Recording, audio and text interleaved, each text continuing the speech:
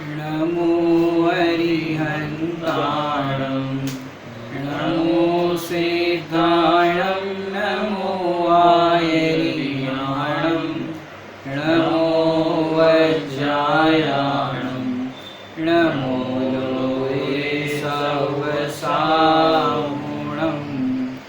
सतीर्थवीर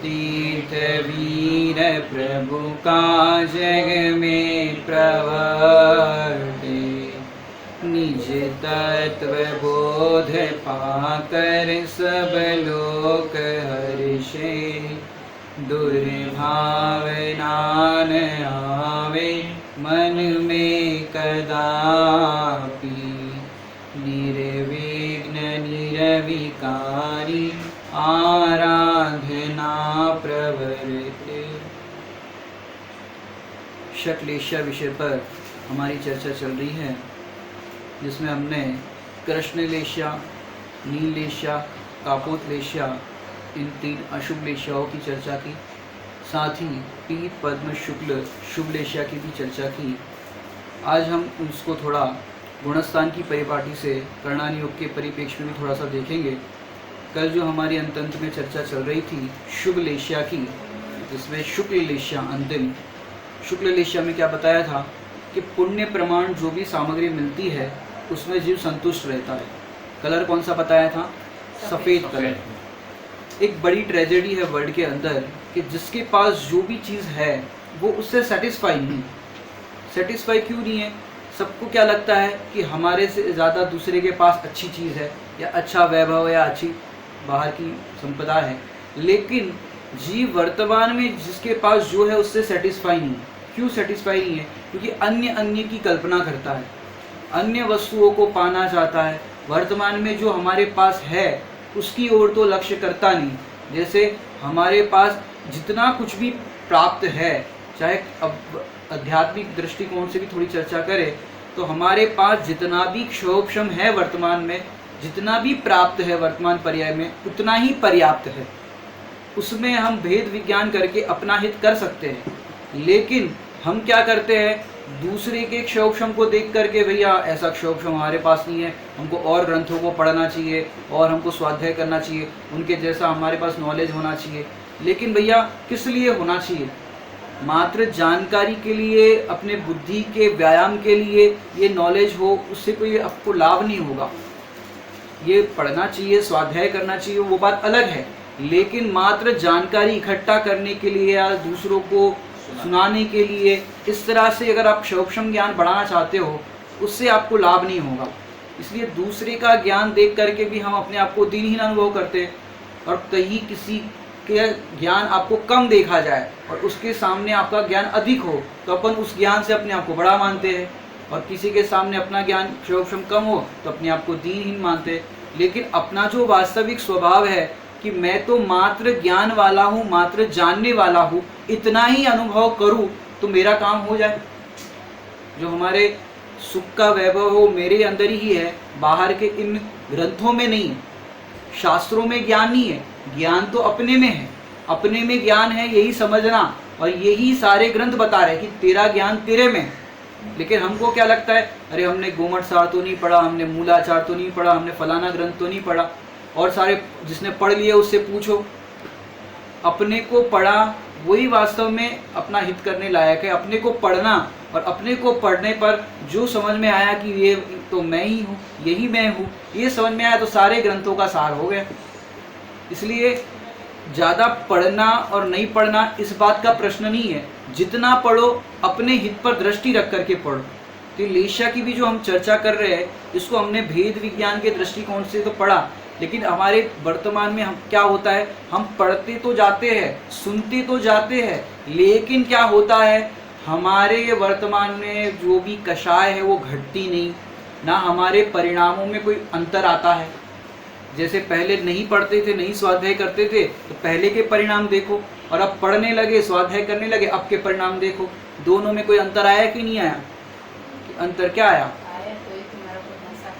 अगर अंतर आया तो पढ़ना सार्थक है। ये तो बड़े पंडित जी साहब कहते हैं कि क्या होता है, सवेरे नल आते हैं, जब पानी आता है तो क्या होता है, नल का पानी जितना भरना है उतना तो भर जाता है, लेकिन ओवरफ्लो होकर के बहता है।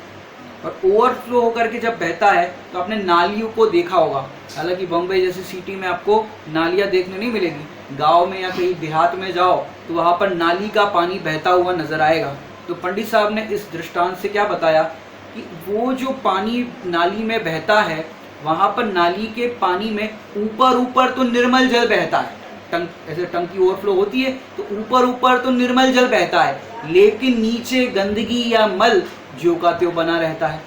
ऐसे हम ऊपर ऊपर से तो कोरा स्वाध्याय कर ले, ऊपर ऊपर से तो बोल ले मैं भगवान आत्मा हूँ, लेकिन जरा सा हमारी कोई कुछ चीज ले ले या हमको कोई जरा सा कुछ कह दे तो फिर देखो, क्योंकि अंदर में कषाय तो ऐसे दबी है वो मल की तरह, ऊपर से निर्मल निर्मल बातें कर लेते और अंदर में कषाय दबी बैठी है। जरा सा कोई कुछ कर ले या कुछ कह दे तो फिर कषाय हावी हो जाती।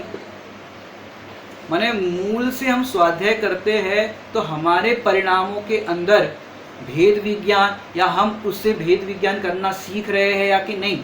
प्रतिकूल अवसर आने पर, पंडित साहब कहते हैं प्रतिकूल अवसर आने पर यदि आप आकुलित होते हो, दुखी होते हो या आप किंग कर्तव्य विमूढ़ हो जाते हो तो ये आपके स्वाध्याय की निरर्थकता है। ज्ञानी जीवों के पास देखो, हम सोचते हैं कि भाई हमारे पास ये ग्रंथ नहीं वो ग्रंथ नहीं, ऐसा कभी होता है विकल्प, वह मंगाते हैं करते हैं। आप मुनिराजों को देखो, किसी आचार्य को किसी ने ग्रंथ भेंट किया और उतने में कोई दूसरे साधु ने ऐसा नजर करके देखा कि कौन सा ग्रंथ है, तो आचार्य श्री कहते हैं कि भैया उनको दे देना, वो ग्रंथ पढ़ेंगे।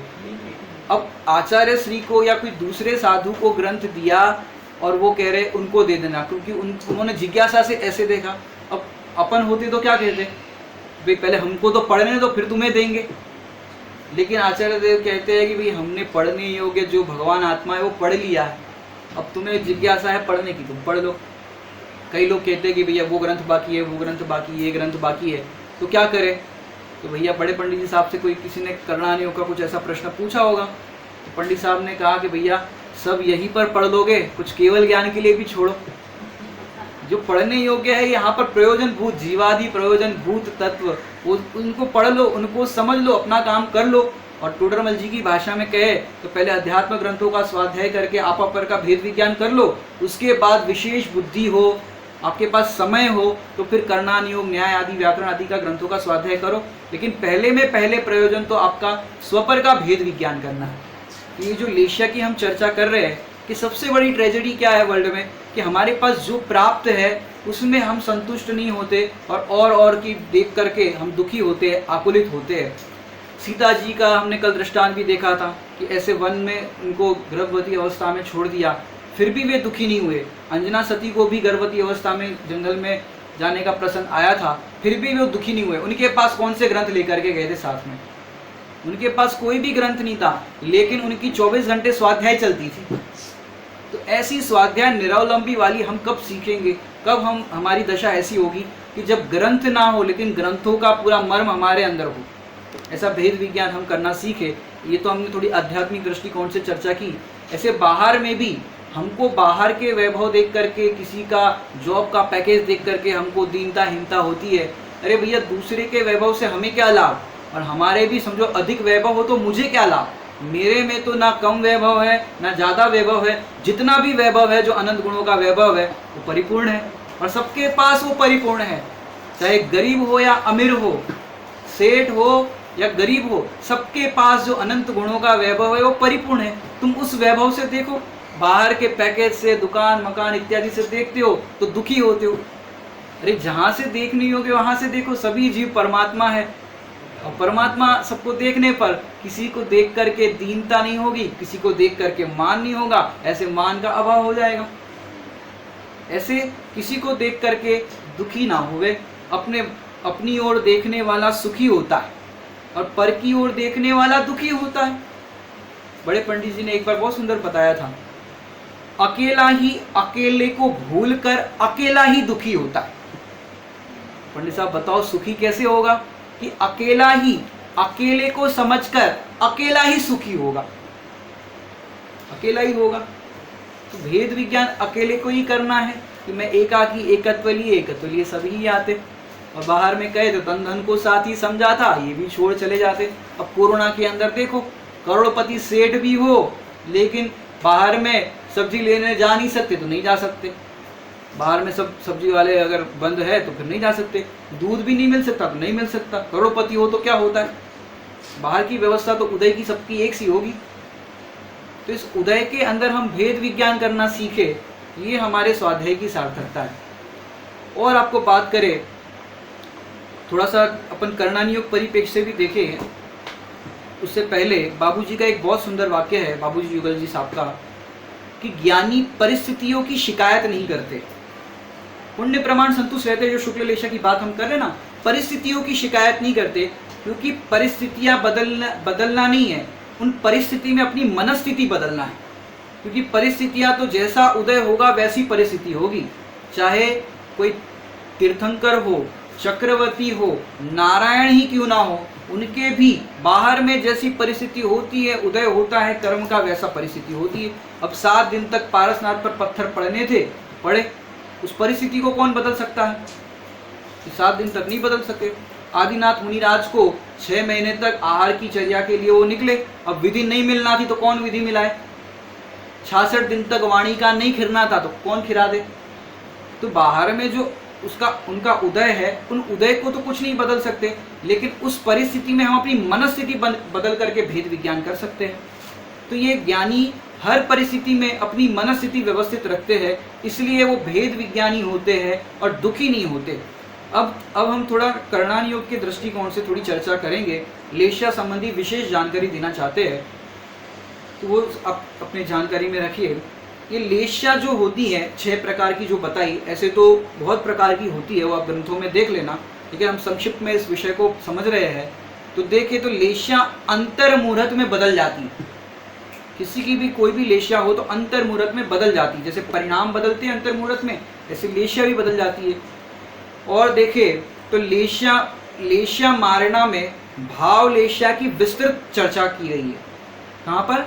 जो 14 मारणाओं का प्रकरण है उसमें लेशा मारणा में आपको विस्तृत चर्चा इसकी मिलेगी, वो आप ग्रंथों में देख सकते हो। और देखें तो बर्नी जी ने एक बताया था, क्योंकि इसमें द्रव्य लेशा और भाव लेशा की भी थोड़ी चर्चा करेंगे, कि जो काली चींटी होती है और लाल चींटी होती है, तो लाल चींटी की उन्होंने कही पीत लेशा होती और काली चींटी की कही कृष्ण लेशा होती। लेकिन यदि भाव लेशा की, ये तो द्रव्य लेशा की अपेक्षा से बात की, यदि भाव लेशा की अपेक्षा से चर्चा करें तो लाल चींटी है वो मांसाहारी और काली चींटी है वो माने शाकाहारी कहे तो कहना हो तो वो बाहर के कलर की अपेक्षा से कहे तो उसमें लेशा का इस तरह से अंतर आता है, और भावों की अपेक्षा कहे तो अंतर आता है। और दूसरी अपेक्षा से यदि वैमानिक देव की कहे तो विमानवासी देवों में भाव व द्रव्य लेशा दोनों समान रहती है। द्रव्य लेशा किस प्रकार कि द्रव्य लेशा में देखा जाए तो शुक्ल लेशा, उनका जो रंग की अपेक्षा से देखा जाए तो श्वेत रंग होता है उनका देवों का, और दूसरा उनका भावों की अपेक्षा से भी कहे तो उनकी शुभ परिणाम वाली लेशा होती है देवों के अंदर। तो भावों से भी शुभ लेशा और द्रव्य से भी शुभ लेशा, इस प्रकार होता है। नारकियों के अंदर देखें तो नारकियों को भी 6 लेशा होती है, ऐसा लब्धिसार ग्रंथ में आया है। अशुभ लेशा के कषाय के मंद अनुभाग उदयवश तत्वार्थ श्रद्धान रूप गुण के कारण परिणाम रूप विशुद्धि से विशेष की असंभावना नहीं है। पर नारकी जीवों के लिए कहा, मुख्यता से कहा जाए तो उनको ये अशुभ लेशा होती है नारकियों को, लेकिन जब सम्यक्त्व की दशा होती है तो उसके अंदर भी कृष्ण लेशा का जो परिणाम है, उस कृष्ण लेशा के परिणाम के अंदर भी जो निम्न क्वालिटी वाला जो कृष्ण लेशा का परिणाम होता है, जैसे काले रंग में भी बहुत तरह के काले होते हैं, एकदम डार्क वाला काला, लाइट वाला काला, लाइट वाला काला, तो इस तरह से एकदम निम्न लाइट वाला काला हो, उसी अपेक्षा से कृष्ण लेशा में भी जो निम्न क्वालिटी का समझो मंद परिणाम हो तो उस परिणाम में सम्यक दर्शन हो जाता है। तीव्र वाले में नहीं होगा, क्योंकि उसमें कषाय की मंदता है वो आवश्यक है, अनिवार्य है। तो मंद होगा उस टाइम पे उनको सम्यक दर्शन हो सकता है। एक नारकी जीवों के लिए कहा, क्योंकि सम्यक्त्व के लिए कोई भी लेशा बाधक नहीं है, चाहे वो कृष्ण नील कापोत हो या पीत पद्म शुक्ल हो, और कोई भी लेशा है वो साधक भी नहीं। भाई शुक्ल लेशा होगी तो उसको सम्यक दर्शन हो जाएगा, इस प्रकार से भी नहीं। कोई भी लेशिया, कृष्ण लेशिया हो या कोई भी छयो लेशिया में से कोई भी लेशिया साधक भी नहीं है और कोई भी लेशिया बाधक भी नहीं है सम्यक्त्व के लिए। आगे देखिए तो गुणस्थान का काल लेशिया काल से अधिक होता है। गुणस्थान का जो काल है वो लेशिया काल से अधिक होता है। तीनों शुभ लेशियाओं में सम्यक्त्व की विराधना नहीं होती। तीनों जो शुभ लेशिया है उसमें सम्यक्त्व की विराधना नहीं होती क्योंकि वो शुभ परिणाम ही वैसे बने रहते हैं। आगे देखें तो सभी देव मरण समय नियम रहित अशुभ 3 माने कापोत लेशिया में ही गिरते हैं या परिणमते हैं। ये धवला जी का प्रमाण है, नियम सहित ऐसा होता है देवों के अंदर। आगे देखें देवों ना मतलब देह छूटे पहले त्रणे साथे छोड़ा अशुभ। हाँ, असंगी जीवों तक 3 अशुभ लेशा ही होती है। असंगी जीव समझ गए, मन रहित जो होते हैं उनको 3 अशुभ लेशा ही होती है। असंख्यात वर्ष की आयु वाले जीवों मनुष्य तिर्यंचों को शुभ लेशा होती है। असंख्यात वर्षों की बात चल रही है अभी, हमारे जो वर्ष जो होते हैं उस तरह से नहीं। असंख्यात वर्षों वाले मनुष्य और तिर्यंचों की शुभ लेशिया ही होती है, ऐसा ग्रंथ का प्रमाण आता है। और अपन देखते हैं एक प्रश्न यहाँ पर आया है, पंचम गुणस्थान में शुभ भाव शुभ लेशिया परंतु अशुभ रौद्र ध्यान कैसे संभव है, ऐसा प्रश्न आया। तो यहाँ पर समाधान दिया है, संयम गुणस्थान माने जो पंचम गुणस्थान होता है वहाँ पर क्षयोपशमिक भाव स्थावर गाते हैं, माने क्षयोपशमिक भाव होता है वहाँ पर पंचम गुणस्थान की अपेक्षा से बात की। और वहाँ पर असंयम भाव की अपेक्षा से रौद्र ध्यान बताया, माने ऊपरी क्वालिटी के परिणाम जो है शुभ परिणाम उसकी अपेक्षा से वहाँ पर निचली भूमिका की अपेक्षा से उसको रौद्र ध्यान बताया। हालांकि ध्यान का और लेशिया का कोई वास्तव में संबंध नहीं है, ये तो तारतम्य भेद की अपेक्षा से इस तरह से समझाया जाता है। ये हमने भाव लेशिया की अपेक्षा से चर्चा की। अब द्रव्य लेशिया की अपेक्षा से अपन देखें तो अपर्याप्त काल में शुक्ल व कापोत लेशिया ही होती है। अपर्याप्त समझते हो, पर्याप्त और अपर्याप्त, जिसकी पर्याप्ति पूरी हो जाती है जन्म की जो होती है, तो अपर्याप्त काल में शुक्ल और कापोत लेशिया ही होती है और जब पर्याप्ति पूरी हो जाए तब वो लेशिया परिणमन हो जाती है। ये धवला जी ग्रंथ का प्रमाण है। नरक गति में 3 अशुभ द्रव्य लेशिया ही होती है, ऐसा राजवार्तिक में आता है। अभी अपन ने 6 लेशिया देखी थी ऊपर में, वो भाव लेशिया की अपेक्षा से अपन ने चर्चा की थी। द्रव्य लेशिया के अंतर्गत देखे तो नरक गति में 3 अशुभ द्रव्य लेशिया होती है, ऐसा राजवार्तिक ग्रंथ में उसका उदाहरण आया है। अब देखिए तो भवन व्यासी, व्यंतर और ज्योतिषी के 6 द्रव्य लेशिया होती है। भवनवासी, व्यंतर और ज्योतिषी देवों के। और वैमानिक देवों की कौन सी बताई थी कि वैमानिक देव के शुक्ल लेशिया होती है, वैमानिक देव की शुक्ल लेशिया बताई थी। अब आहारक शरीर, ये द्रव्य लेशिया माने वर्ण की अपेक्षा से चर्चा हो रही है।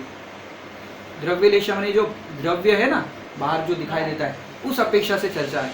अब आगे बता रहे हैं आहारक शरीर। आहारक शरीर का नाम सुना होगा, जो भावलिंगी मुनिराज होते हैं तो उनके मस्तिष्क में से एक सफेद का, एक हाथ का पुतला निकलता है सफेद रंग का। तो सफेद रंग का है तो लेशिया का जो हमने कलर बताया था, शुक्ल लेशिया का कलर कौन सा है, सफेद, व्हाइट।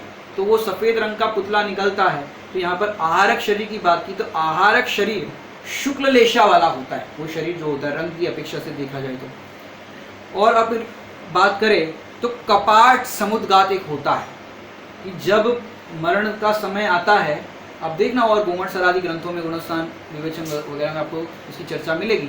कपाट समुद्गात माने वो जब अंत समय आता है तो उसका जो समुद्गात होता है तो लोग में उसके प्रदेश फैलते हैं। तो कपाट के आकार माने कपाट होते, दरवाजे होते, उसके आकार का उसका वर्ण बन जाता है। तो इसको यहाँ पर कपाट समुद्गात में कापोत लेशिया होती है।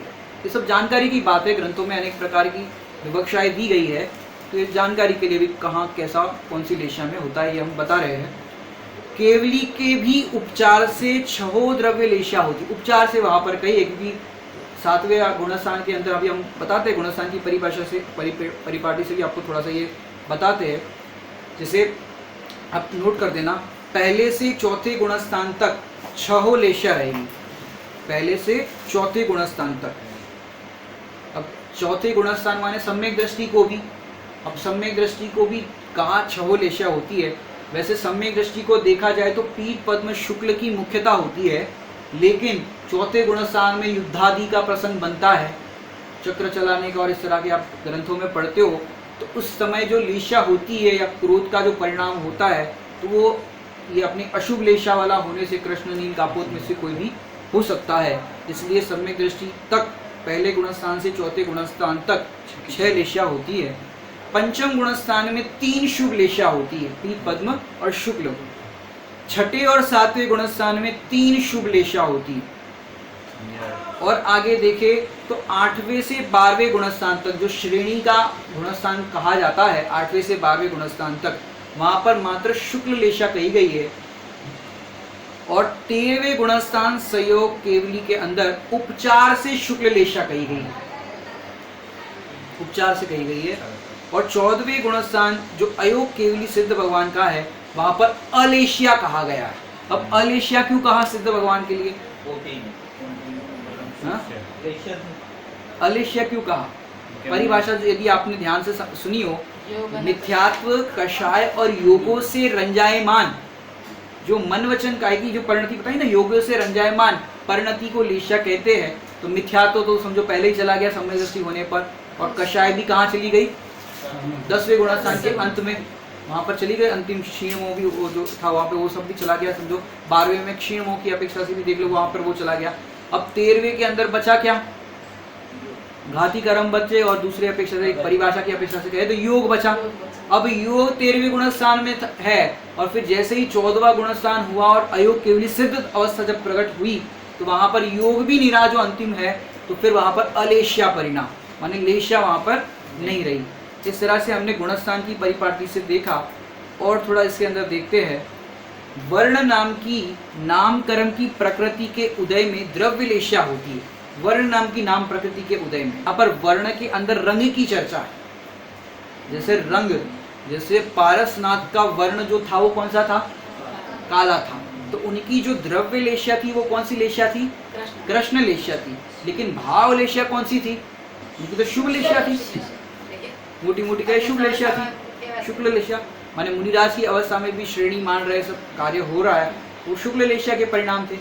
और भी आपने ग्रंथों में पढ़ा होगा कि द्रव्य लिंगी मुनिराज, अब उनका रंग हो सकता है शरीर का द्रव्य लेशा की अपेक्षा से काला हो सकता है, और परिणाम के अंदर उनके शुक्ल लेशा के परिणाम कैसे कि अंतिम सूक्ष्म लेशा के परिणाम भी कहते हैं ना, कि भाई ऐसा उनके ऊपर उपसर्ग हुआ, उनके तन को ऐसा भेदा गया, उनको इतना माने लहूलुहान कर दिया उपसर्ग में, और उनके लहूलुहान शरीर के अंदर नमक मिर्च भर दे, फिर भी आंख का कोना लाल ना हो, ऐसे शुक्ल लेशा के परिणाम भी हुए। बॉडी का कलर हो काला, और ये परिणाम की अपेक्षा से वो शुक्ल लेशा के परिणाम। तो द्रव्य लेशा और भाव लेशा दोनों में अंतर है। अपन एक तरफ से कहते भी कपड़े और रंग की अपेक्षा से भाई मैंने अन्य देश में ब्लैक कलर वाले होते हैं। अब ब्लैक कलर वाले शरीर के हो, लेकिन परिणामों में कोमलता भी हो सकती है, दया के परिणाम हो सकते हैं, शुभ परिणाम हो सकते हैं। तो शरीर से देखा जाए तो उनका कृष्ण लेशिया का कहा जाएगा, और परिणामों की अपेक्षा से, भावों की अपेक्षा से कहा जाए तो उनका जो परिणाम है वो कौन सा कहा जाएगा? शुभ परिणाम कहा जाएगा, शुभ लेशा कही जाएगी। और तो और हम कहते भी काले रंग के वस्त्र मंदिर में नहीं पहनना चाहिए, और एक तरफ कहते भी काले रंग का और इससे लेशा से कोई संबंध नहीं है। तो भैया वो एक संस्कृति की अपेक्षा से, अपने जो बाह्य लोकाचरण की अपेक्षा से हम जो कहते हैं, तो उस अपेक्षा से वो बात अलग है। लेकिन उस रंग का और भावों की लेशा का उन दोनों में आपस में कोरिलेटेड नहीं है। ये तो भाई कोई काले रंग का हो तो भाई अपन उनसे घृणा करने लगो, भाई तुम तो कृष्ण लेशा वाले हो, तुम काले हो। तो ऐसी यहाँ बात नहीं, किसी को रंग की अपेक्षा से यहाँ पर डिफाइन नहीं किया, क्योंकि नामकरण की जो प्रकृति होती है उस प्रकृति के अपेक्षा से सबको शरीर जैसा है वैसा मिलता है। बाकी परिणाम तो अपने ऊपर निर्भर करता है कि हम किस दिशा में अपने परिणाम लगाते हैं। तो इस तरह से परिणामों की हमने थोड़ी चर्चा की, और थोड़ी अपन चर्चा करते हैं कि जो हमने 6 लेशा की चर्चा की, ये हमने कभी कर्णानियों के परिप्रेक्ष्य में चर्चा की। अब थोड़ा भेद विज्ञान के तरीके से और 6 लेशा को एक ही दृष्टांत के माध्यम से हम समझाने का प्रयास करेंगे, क्योंकि ये परिणाम निरंतर बदलते रहते हैं। अब बदलते हुए परिणामों में किस तरह से तीव्र परिणाम से मंद परिणाम, या तीव्र जो कृष्ण लेशा की जो हम बात कर रहे हैं, तो उस लेशा से शुक्ल लेशा तक परिणाम कैसे आते हैं उसकी भी हम चर्चा करेंगे। सबसे पहले हम बात करें कि जो उपवास आदि का परिणाम है, तो उपवास के अंदर समझो 10 दिन के किसी ने उपवास रखे, तो शुरुआत में तो उनके परिणाम कैसे होते हैं, चढ़ते हुए परिणाम होते हैं, शुभ परिणाम होते हैं, और शुभ परिणाम ऐसे ऐसे होते जाते हैं, उनके अच्छे रहते हैं, और धीरे धीरे उपवास बढ़ते जाते हैं। वैसे वैसे परिणामों के अंदर माने लेशिया के अंदर भी माने उपवास अगर घटाए तो उपवास कर, पहले तो कृष्ण लेशिया वाला जीव होगा तो कहेगा भाई हमको तो सब चलता है, खाओ और हम भी खाओ और तुम भी खाओ, 10 लक्षण पर्व हो या कोई भी हो पर्व, हम भी खाएंगे तुम भी खाओ, ये कृष्ण लेशिया का परिणाम है। अब नील लेशिया वाला क्या कहेगा, भाई हम उपवास नहीं कर रहे लेकिन तुम करना चाहते हो तो तुम उपवास करो, ये नील लेशिया का परिणाम। अब उसके भी परिणाम हुए कि भाई चलो हम उपवास नहीं कर रहे, तुमको करना है तो तुम करो, ये नील लेशिया के परिणाम। और फिर वो स्वयं भी उपवास करेगा और लोगों को भी कहेगा भाई तुम भी उपवास करो, बहुत सरल है। अब उपवास करेगा भी, करने भी देगा, लेकिन स्वरूप नहीं समझेगा। एक हमने वो दृष्टांत दिया था आपको, उपवास वाला, एक अम्मा जी वाला दृष्टांत दिया था। उपवास करना तो क्या करे, बोला कुछ खाना नहीं, और फिर पूरा इतना बड़ा छेद हो गया था, वो हमने कापोत लेशिया के अंदर बताया था। तो कापोत लेशिया में स्वरूप नहीं समझता उपवास का, कि भाई उपवास माने क्या, उपवास कि आत्मा के समीप में वास करना, ये वास्तव में उपवास है।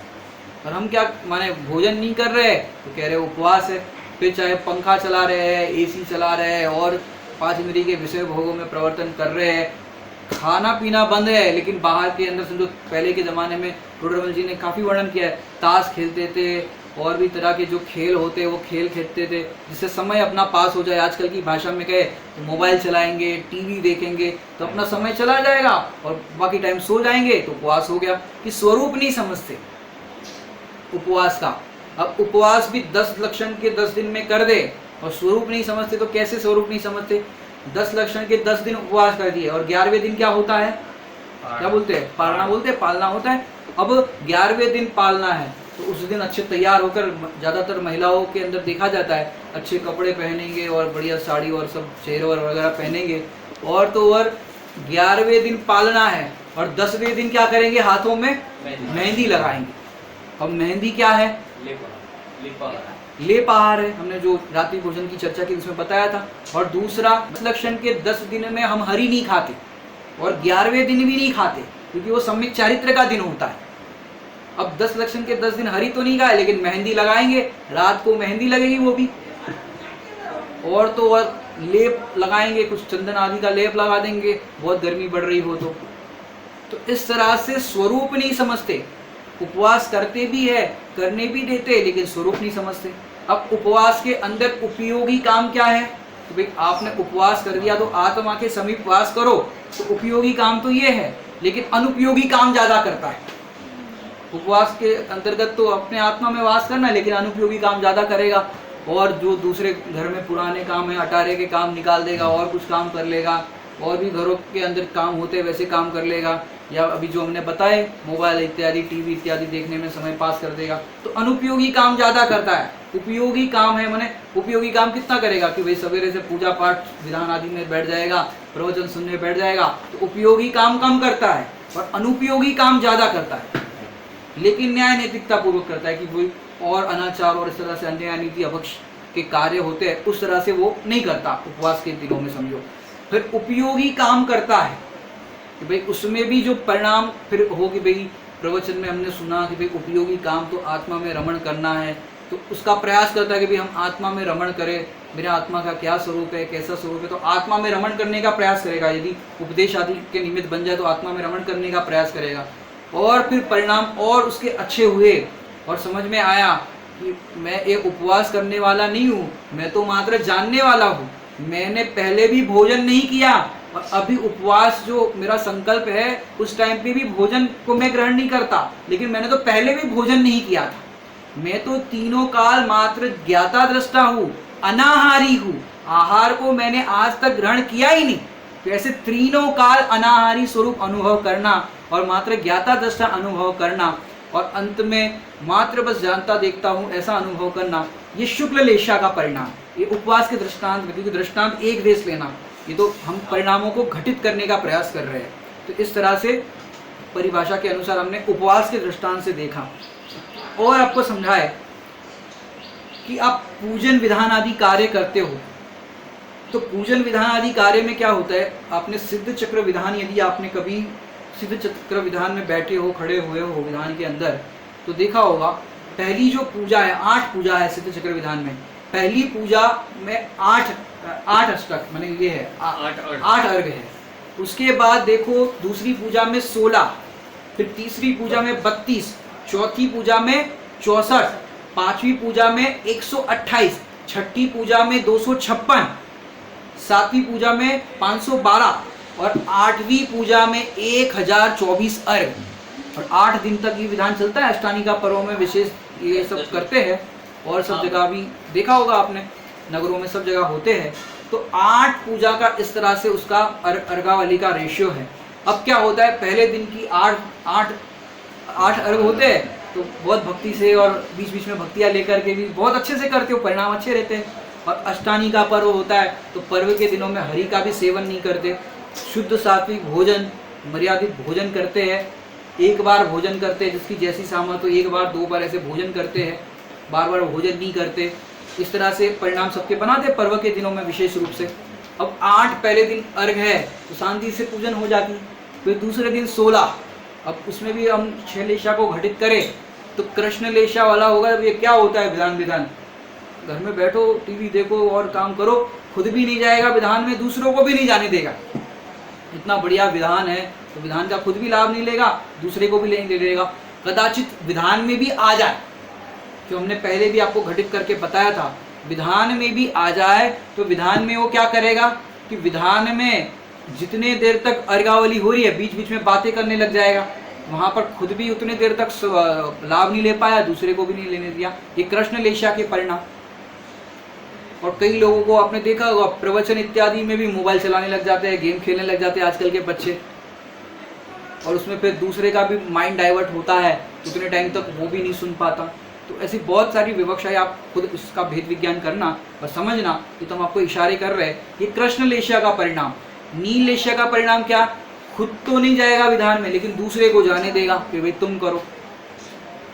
और फिर तीसरा परिणाम कैसा, विधान पढ़ता भी है, पढ़ने भी देता है, लेकिन स्वरूप नहीं समझता। भाई कौन सा अर्घ चढ़ाया, किसका चढ़ाया, क्या भाव से चढ़ाया, किस लिए चढ़ाया, क्या बात आई अर्घ में, वो कुछ समझता नहीं। ये कापोत लेशा के परिणाम। स्वरूप नहीं समझता है। टोटोलॉजी की भाषा में कहे तो वाचता है तो वाच लेता है, भाव वासन नहीं करता, स्वरूप का विचार नहीं करता। अगर द्रव्य स्वरूप की बात आ रही हो, जीव की बात आ रही हो, तो जाने किसी और की बात आ रही है, इस तरह से वो विचार करता है। तो स्वरूप का विचार नहीं करता, तो ये कापोत लेशा है। फिर ये पूजन कर रहा है, विधान कर रहा है, तो उस टाइम पे उपयोगी काम क्या है।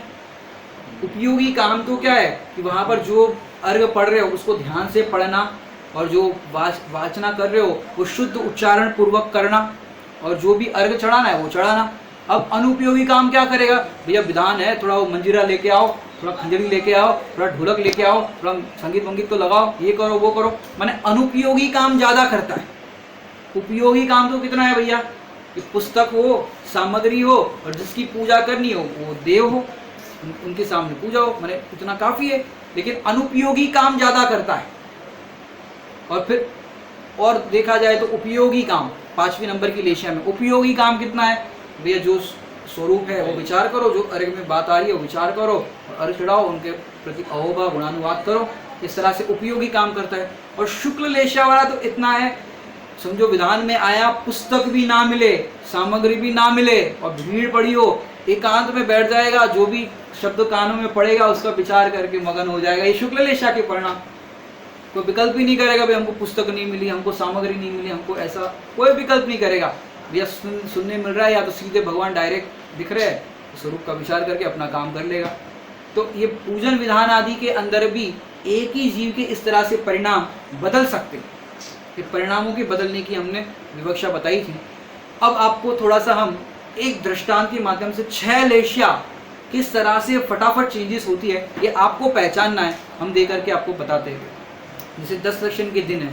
अब 10 लक्षण के दिन में क्या होता है कि भाई पूजन विधान होता है, प्रवचन होते हैं। अब क्या हुआ, पति ने पत्नी से कहा था कि भाई हमको सवेरे सवेरे 11 बजे फलानी जगह पर जाना है, वहाँ से पैसे कलेक्ट करके लाना है। आज की तारीख दी है उनने, और तो अपन ज़्यादा कुछ काम करते नहीं है, पर्व के दिनों में आराधना करते, लेकिन आज की तारीख दी है तो ले आएंगे, और कोई काम है नहीं तो आधे घंटे का काम है, हम ले आएंगे।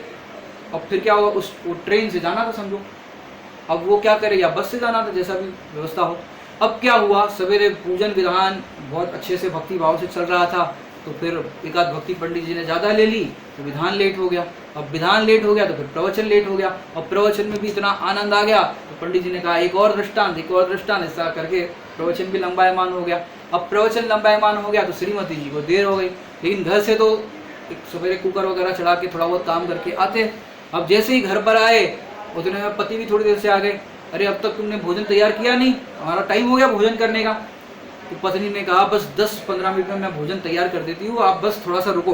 तो पति को आया गुस्सा, हमको जाना था और तुम अभी तक तैयार नहीं किया भोजन। और पति को इतना तेज गुस्सा आया तो पति ने कहा कि आज भोजन ही नहीं बनेगा चौके में, ना मैं भोजन करूंगा ना दूसरे को करने दूंगा, भोजन ही नहीं बनेगा। भोजन कसम है तुम्हें, अगर भोजन बनाया तो कोई किसी के लिए भोजन नहीं बनेगा। ये कौन से लेशिया का परिणाम? कृष्ण लेशिया का परिणाम। खुद भी भोजन नहीं करेगा, ना बीवी बच्चों को करने देगा, ये कृष्ण लेशिया का परिणाम। और अपना ऑफिस का थैला लेके चले गए। अब ऑफिस में गए और आराम से बैठे, और फिर धीरे धीरे आधा घंटा हुआ और फिर परिणामों में थोड़ा सा मंदता आई। अब क्या करे, अब देर हो जाती है, पर्व के दिन है, प्रवचन सुनने में और सब देर हो जाती, क्या करे, लेकिन मेरे को भी जाना था, अब क्या करे। और तुरंत फ़ोन घुमाया, पत्नी से कहा मैं कसम वापस लेता हूँ, एक काम करो तुम भोजन बनाओ, तुम और बच्चों दोनों जन भोजन कर लो, हम नहीं करेंगे, हम भोजन नहीं करेंगे, तुम और बच्चे दोनों भोजन कर लो। पत्नी को ऐसा फोन लगा के बोल दिया। ये कौन सी लेशिया का परिणाम हुआ? नील लेशिया का परिणाम। फिर क्या हुआ कि अब आधा घंटा और हुआ, 12 बज गए। अब 12 बजे तो पेट में चूहे क्रिकेट खेलने लगे, आपकी भाषा में कहे तो। अब फिर क्या करें, जैसे तैसे फिर घर के लिए चलते बने। और जैसे ही बेल बजाई, और बेल बजाते ही पत्नी ने दरवाज़ा खोला, अरे मैं आपकी राह देख रही थी, भोजन तैयार है, आ जाओ भोजन करो। अरे हटो साइड में, हम भोजन करने नहीं आए, हम तो वो जीएसटी की फाइल देखने आए। तो वो जीएसटी की फाइल देखने लग गए। अब पेट में चूहे तो दौड़ रहे थे, अब जीएसटी की फाइल देखने लग गए। अब जीएसटी की फाइल देखते देखते पत्नी ने पति के मनपसंद मूंग की दाल का हलवा बनाया था और उसकी बढ़िया खुशबू आ रही थी। तो फाइल देखते देखते ऐसे नज़र चली गई, तो पत्नी ने भी देख लिया, अच्छा इनके पसंद का हलवा, इनको समझ में आ गया। अब पत्नी ने कहा अब ज़्यादा वो मत करो, आप बैठ जाओ, भोजन करो, अब टाइम हो रहा है भोजन का, गर्मी बढ़ जाएगी आपको, अब भोजन करो। कि नहीं हमें भोजन नहीं करना। हमने कहा ना एक बार, अरे आप बैठ तो जाओ, आपके मनपसंद चीज़ बनाइए, आपके मनपसंद मूंग की दाल का हलवा बनाया है, रोटी बनाई है, बनाए, बैठ जाओ, क्लेश मत करो, पर्व के दिन है, कसाई मत करो, बैठ जाओ। अब जैसे तैसे पति बैठ भी गए। अब बैठ गए तो भोजन कर रहे, अब भोजन करते जा रहे हैं और साथ साथ में कह रहे तुम्हें कितनी बार कहा है हमें कहीं जाना हो उसी दिन तुम लेट कर देती हो, और भोजन हमको टाइम पे देती नहीं हो, हमको कितना लेट हो जाता है, सवेरे से हम मरे जा रहे हैं, हमको वहाँ जाना पड़ता है, तुमको तो घर में रहना है, घर में रहना है, घर में घर का काम करना है, हमको तो बाजार के कितने काम होते हैं। इस तरह से बड़बड़ा रहे, भोजन भी करते जा रहे हैं, पत्नी भी भोजन कर रही है, लेकिन बड़बड़ा रहे, माने भोजन कर भी रहे हैं, करने भी दे रहे हैं, लेकिन स्वरूप नहीं समझ रहे। स्वरूप नहीं समझ रहे माने बड़बड़ा रहे। भोजन कैसे करना चाहिए? मौन पूर्वक करना चाहिए, शांति से भोजन करना चाहिए। बड़बड़ा रहे हैं, ये कापोत लेशिया का परिणाम। उनके ही परिणाम देखो कैसे कैसे हो रहे हैं। अब आगे चल के क्या हुआ, थोड़ा भोजन पेट में गया तो थोड़ी शांति मिली। अब फिर भी क्या होता है कि खाते खाते उपयोगी काम कम करते हैं, अनुपयोगी काम ज़्यादा करते हैं। अरे वो डब्बे के अंदर नमकीन कल तुमने बनाया, वो तो परोसा ही नहीं, तो तुमने वो नमकीन बनाया था, मीठा तो बनाया ही नहीं, तुमने ये तो किया नहीं, और तो और तुमने ये दही तो दिया ही नहीं, गर्मी पड़ रही है दही दे दी थी, दही की छाछ बना देती। अब इस तरह से परिणाम को उपयोगी काम कम करते, माने उपयोगी काम कितना है कि थाली में जितना भोजन है उतना करना। अब अनुपयोगी काम, अरे ये भी दे दो, वो भी दे दो, ये भी दे दो, अनुपयोगी काम ज़्यादा करते हैं।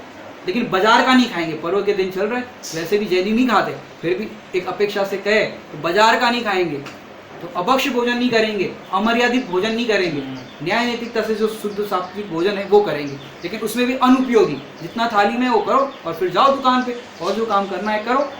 तो ये उपयोगी काम कम करते हैं, अनुपयोगी काम ज़्यादा करते हैं। ये पीत लेशिया का परिणाम हुआ। अब फिर क्या हुआ, थोड़ा भोजन होने के बाद पेट भर गया। अब पत्नी ने कहा अरे वो तुम्हारे पसंद का हमने एक वो मीठा बनाया था, रबड़ी बनाई थी, वो परोस नहीं रह गई।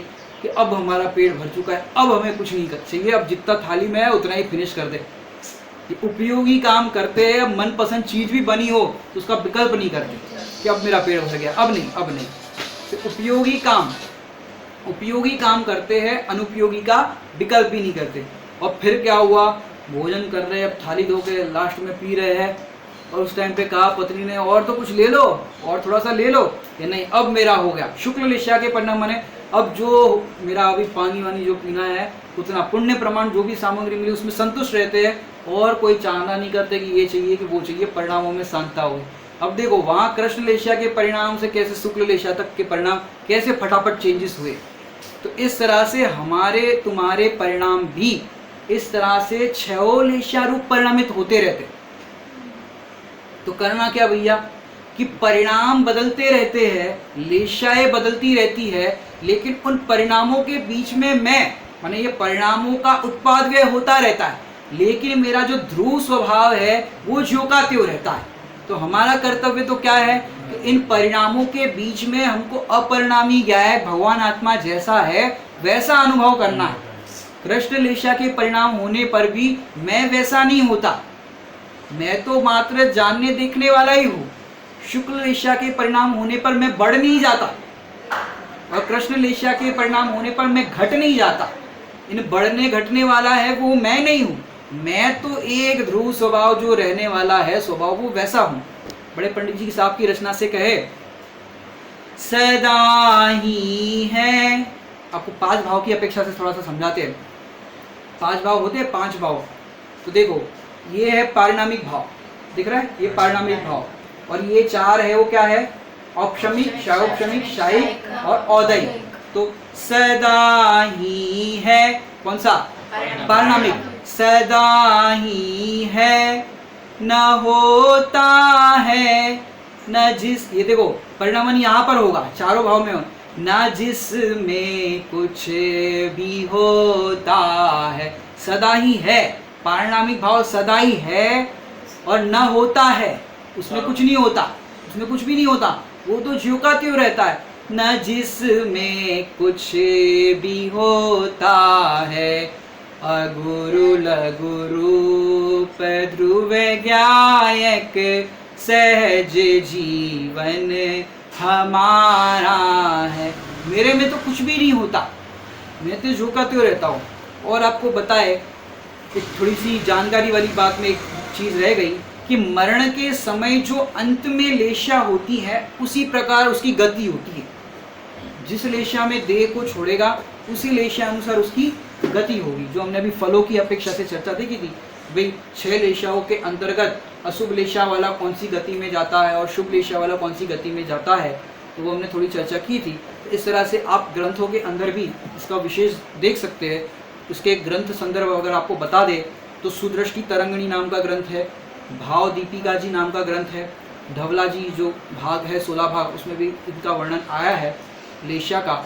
और तो और अनेक ग्रंथों में इस तरह से लेशा का वर्णन आया है। आप ग्रंथों में उसको विस्तार से पढ़ सकते हो, और भी जानकारी आपको लेशा के अंतर्गत ग्रंथों में आपको पता चलेगी। और आप इस तरह से लेशा का हमने बहुत ही संक्षिप्त में और कम समय में, हालांकि विस्तार से चर्चा करने जाए तो बहुत विस्तार हो सकता है, लेकिन जितनी भी हमारे प्रयोजन भूत भेद विज्ञान की कहो या जानकारी भूत समझो, तो ऐसी चर्चा हमने विगत आज 4था दिन है तो 4 दिनों में हमने इस लेशा के विषय पर चर्चा की है। कल हम एक ऐसे विषय पर चर्चा करने वाले हैं जो लेशा का ही इम्पैक्ट है, जिसको कर्णान योग का ही विषय कहा जाता है। यहाँ पर एक अगर दूसरे विषय की अपेक्षा से कहे तो 10 करण, तो उस 10 करण के अंतर्गत हम कुछ करणों की चर्चा करेंगे, वो हम कल की कक्षा में लेंगे। ओम नमः सिद्धेभ्यो।